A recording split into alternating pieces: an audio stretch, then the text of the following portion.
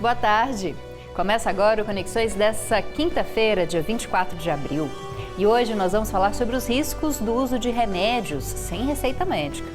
Também temos informações sobre a doença de Chagas aqui no Brasil. Vem com a gente, o programa já está no ar.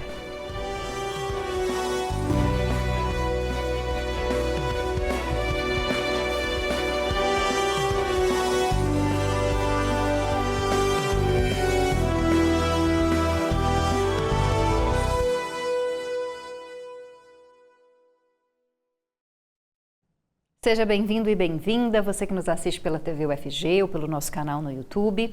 Eu sou a Camila Maia, uma mulher cis de pele clara, que tem cabelos escuros, longos e lisos e olhos castanhos claros. À minha esquerda está o professor Diego Barbosa. Ele faz a interpretação para Libras no estúdio e se descreve como um homem de pele clara, com cabelos e olhos castanhos e barba cheia. Atrás de nós está o cenário do Conexões, em tons de azul claro, cinza e vermelho. Também há uma tela bem no centro, onde agora aparece o nome do programa. Daqui a pouco é nessa tela que vai acontecer o nosso direto da redação e também o nosso link ao vivo. Mas antes disso tudo, vamos começar o programa com as nossas informações nacionais. Um estudo inédito realizado no Brasil revelou que quase 1,5 milhão de pessoas já desenvolveram transtornos relacionados aos jogos, caracterizados por prejuízos pessoais, sociais ou financeiros. Além disso, cerca de 11 milhões de brasileiros apresentam sintoma de dependência em jogos de aposta. E a prevalência é maior entre adolescentes e pessoas de baixa renda. Segundo esse mesmo estudo, 25% da população brasileira já apostou alguma vez na vida e 17% apostou no último ano. As plataformas digitais, conhecidas como bets, já são a segunda modalidade de jogo mais utilizada no país e representa quase 1/3 dos apostadores.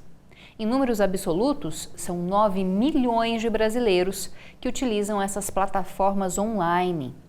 Os dados também indicam que 4% do total de apostadores possivelmente já desenvolveram transtorno de jogo, o que corresponde a 0,8% da população brasileira.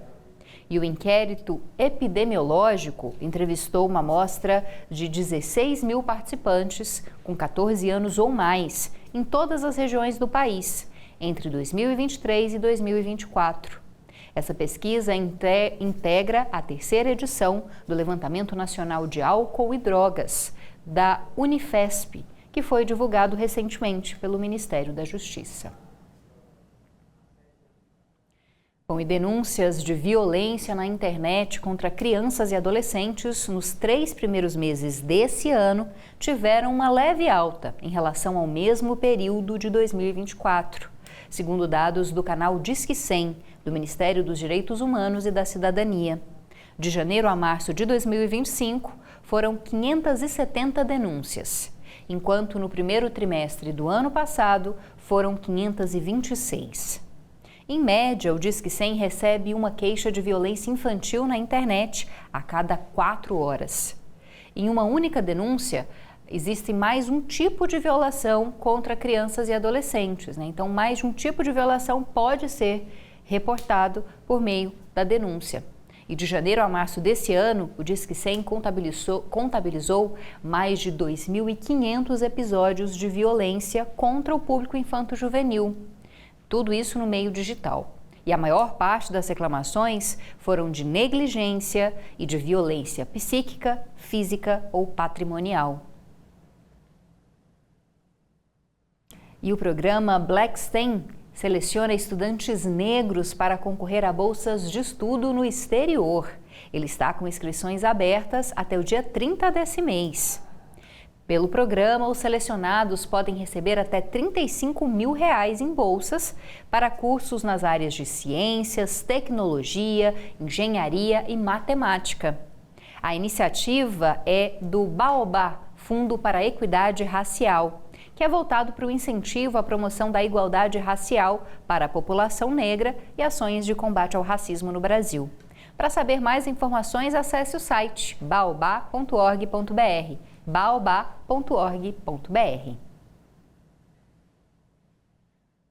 Agora a gente muda de assunto para trazer uma curiosidade. Amanhã é dia da contabilidade, uma data dedicada a essa profissão tão importante, principalmente nesse período que a gente vive agora, em que milhões de pessoas precisam fazer a declaração do imposto de renda e tem que recorrer a um profissional da contabilidade. Para falar mais sobre esse assunto, trazer mais curiosidades sobre essa data, a gente recebe agora o estudante de jornalismo, Matheus Oliveira, direto da redação. Olá, Matheus, muito obrigada pela sua presença. Conta mais pra gente, então, como é que essa data surgiu, o Dia da Contabilidade? Bem, boa tarde, Camila, professor Diego e a todos que nos acompanham. O Dia da Contabilidade é celebrado em 25 de abril. E olha, essa comemoração é quase centenária, viu? Ela surgiu há 94 anos após um discurso marcante em defesa da profissão de contador. Mas, claro, antes de te contar sobre tudo isso, irei me descrever. Meu nome é Matheus Oliveira, sou um homem branco, com cabelos lisos e castanhos. E essa também é a cor dos meus olhos. Bem, vamos lá. A origem do Dia da Contabilidade está ligada a um importante marco na história da profissão contábil no país. A data remete ao dia 25 de abril de 1926, quando o senador João Lira Tavares, considerado patrono da contabilidade brasileira, discursou no Congresso Nacional em defesa da regulamentação da profissão contábil. Embora a regulamentação oficial tenha ocorrido apenas em 1931, a data ficou marcada como um reconhecimento da importância da contabilidade e dos profissionais da área para o desenvolvimento econômico e a transparência das organizações. E, inicialmente, a data era chamada de Dia do Contabilista, mas, em 2012, o Conselho Federal de Contabilidade alterou a denominação para Dia da Contabilidade, para incluir todos os profissionais que atuam na área, como contadores, técnicos em contabilidade, entre outros. Inclusive, Camila e Diego, vocês conhecem muitos contadores? Olha, conheço poucas pessoas, mas tem um contador que me ajuda muito a fazer minha declaração já há muitos anos. Era amigo do meu pai, trabalhava com meu pai também. Então, tem uma pessoa querida aí que está nessa área. Não, que bacana. Então, realmente é uma área muito importante. Eu, particularmente, também tenho alguns amigos que, inclusive, estão finalizando o ciclo de formação na área das ciências contábeis. E, falando dessa área, bem, eu também tenho algumas curiosidades sobre a data, viu? É uma área bem rica nesses quesitos. E, se me permite, quero falar que a primeira é que existe, além do Dia da Contabilidade, o Dia do Contador, em 22 de setembro, que celebra a criação do primeiro curso superior de ciências contábeis no Brasil. E, passando para frente, a contabilidade é uma das profissões mais antigas do mundo. Ela, no caso, tem raízes que remontam a civilizações antigas, como a Mesopotâmia e o Egito, onde registros contábeis eram feitos em tábuas de argila. E, inclusive, a profissão contábil foi a primeira a ser regulamentada no Brasil, justamente em 1931. E, para finalizar essa leva de curiosidades, vocês sabiam que alguns famosos já foram contadores? Vocês querem arriscar algum palpite, Camila e Diego?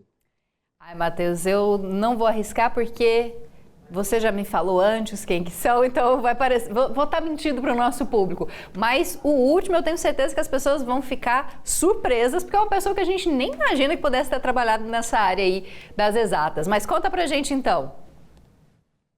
Pois é, exatamente. Você já cantou a pedra, né? Dois desses nomes famosos, que também são contadores, é o Silvio Santos e o Mick Jagger, ele mesmo, vocalista do Rolling Stones, aquela banda famosíssima.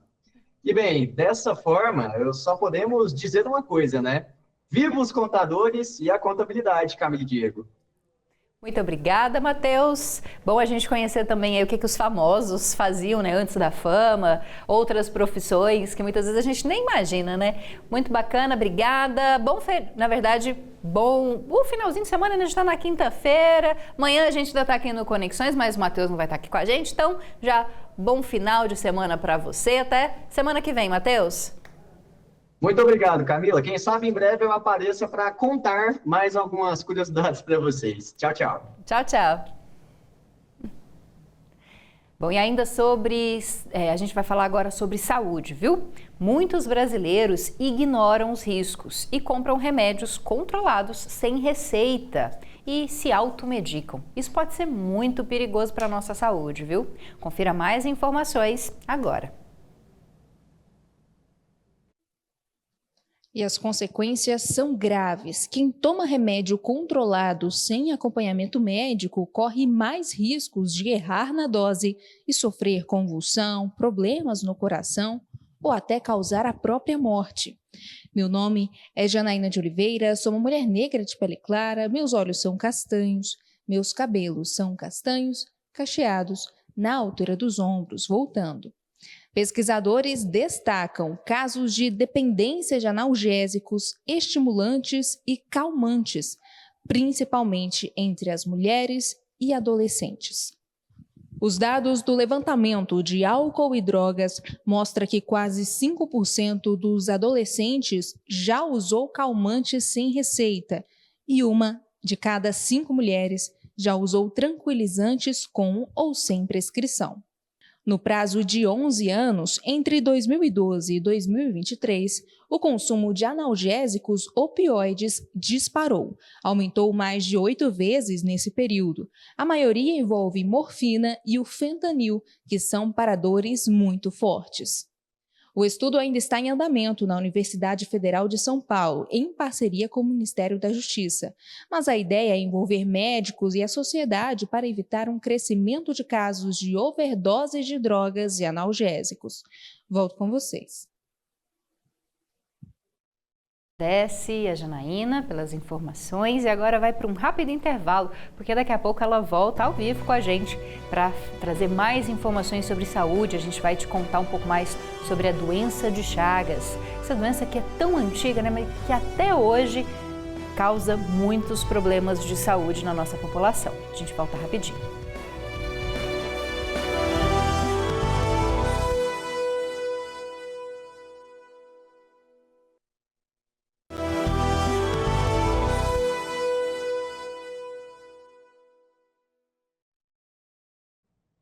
Estamos de volta com Conexões dessa quinta-feira e agora nós vamos falar novamente sobre saúde, o assunto principal do nosso programa de hoje.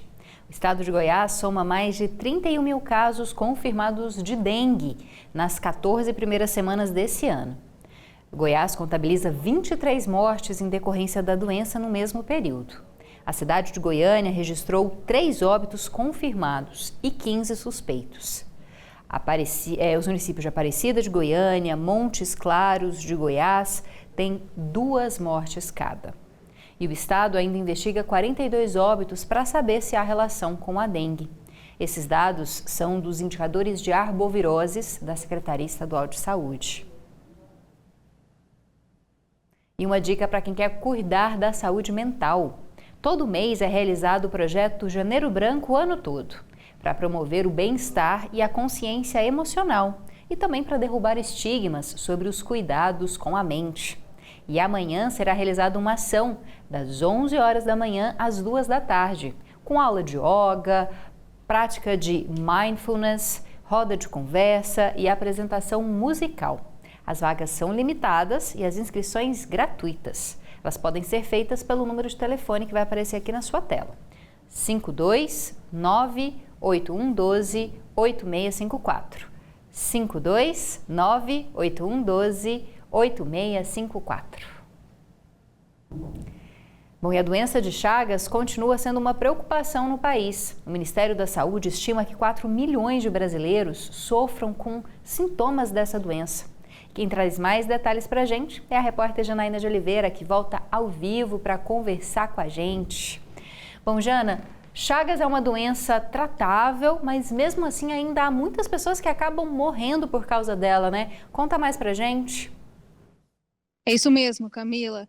Conto sim. Olha só, no grupo de doenças infecciosas, a Chagas está entre as 4 principais causas de morte aqui no Brasil. Só para você ter uma ideia, nos últimos 10 anos foram registrados uma média de 4 mil mortes em todo o país. O Ministério da Saúde entende que a região norte é a mais afetada, com destaque para os estados do Pará, Amazonas e Amapá. Por lá é muito comum produzir açaí e caldo de cana, só que esse ambiente pode virar foco de insetos se não receber os cuidados necessários, principalmente o barbeiro silvestre, que é o transmissor da doença de Chagas. Alguns sintomas são dor de cabeça, vômito, inchaço nas pálpebras ou até inchaço onde aconteceu essa picada. A doença está presente em 21 países aqui do continente americano e todos os anos nessa região são identificados 30 mil novos casos. Especialistas recomendam o uso de repelentes, manutenção da higiene dos ambientes, sempre manter tudo limpo e organizado, além de redobrar os cuidados em áreas que não têm saneamento básico, por exemplo, esgoto a céu aberto e não tem distribuição de água potável. E então é muito importante reforçar para a população não ter medo de ir ao médico assim que tiver algum sintoma, perceber alguma picada no corpo. Aqui em Goiânia nós temos o Hospital de Doenças Tropicais, que conta com um grupo de médicos especializados nesses tipos de doenças. Então fica a dica também para a gente sempre conversar sobre esse assunto. A Chagas, ela tem sido tratada, existe tratamento, mas muitas pessoas acabam não resistindo à doença ou não tendo o acesso à informação adequada para conseguir combater esse tipo de sofrimento. Volto com vocês. Muito obrigada, Janaína. Fica aí a dica, então. Se você é aqui de Goiás, procurar o Hospital de Doenças Tropicais, se tiver qualquer um desses sintomas que a Jana falou. Toma cuidado, né, também em áreas aí mais rurais, né, em locais que pode haver a presença do barbeiro, transmissor das Chagas, e ficar bem atento, né, porque essa doença tem tratamento. Obrigada, viu, Jana? Eu que agradeço. Até a próxima. Bom, e agora uma dica para quem quer tirar dúvidas sobre a declaração do Imposto de Renda 2025. O Centro Universitário Estácio de Goiás e o Núcleo de Apoio Contábil e Fiscal da Receita Federal prestam atendimento gratuito aos contribuintes. Eles vão até o dia 13 de junho, às segundas, terças, quintas e sextas, em horários diferentes, viu? E para você ficar mais ligado, eu vou te contar os horários específicos. Na segunda, são 2 horários, das 9 às 11 da manhã e das 4h30 da tarde às 8h30 da noite. Então, aí um período bem longo, né? Quase o dia todo de atendimento. Já na terça, o atendimento é de 8 às 11 da manhã e entre 6 e 7 da noite. Na quinta e na sexta, as dúvidas podem ser tiradas só pela manhã. Então, se você tiver alguma dúvida, né? Vai lá na Estácio. E o atendimento é realizado na sede do Centro Universitário, que fica no Shopping Estação Goiânia, na Avenida Goiás, no setor central. E é tudo gratuito. Também tenho dica para quem gosta de dançar. A Forrat, companhia de dança, está com vagas abertas para aulas gratuitas de danças urbanas, dança contemporânea, balé e jazz para crianças e adolescentes que estudam na rede pública de ensino. As aulas seguem até novembro e são ministradas todas as sextas-feiras no Estúdio Dançarte, que fica no setor Bueno. As inscrições podem ser feitas pelo WhatsApp, que já está aqui na sua tela, 629-9637-8293, 99637-8293. E para encerrar, outra dica sobre cultura e para quem tem crianças e adolescentes em casa também. A banda Mirim, que é um grupo paulistano voltado para esse público infanto-juvenil, retorna a Goiânia depois de 9 anos. O grupo apresenta o mais recente espetáculo, chamado Educa. E as sessões da apresentação serão no Teatro Sesc Centro. A sessão, que é aberta ao público, ocorre no sábado, dentro da programação do Circuito Funarte de Teatro Miriam Muniz 2023. A apresentação será às 3 horas da tarde e aberta a todo o público. Os ingressos são gratuitos e estão disponíveis no site do Simpla, simpla.com.br, simpla.com.br. Bom, é com essas dicas culturais que a gente encerra o programa de hoje. Você também pode mandar a sua sugestão para a gente, viu? De evento para ser divulgado, de tema para ser debatido com os nossos entrevistados ou para virar matéria. Olha o nosso número de WhatsApp aqui na tela. Você pode mandar mensagem por ele, 629-9181-1406. Além disso, a gente tem várias redes sociais. É só procurar por TV UFG, já seguir os nossos perfis, curtir, compartilhar e, claro, mandar sua sugestão para a gente também. Eu e o professor Diego ficamos por aqui. Muito obrigada pela sua presença, pela sua audiência. Amanhã, sexta-feira, a gente fecha a semana com mais conexões ao meio-dia. Forte abraço, até amanhã. Tchau, tchau.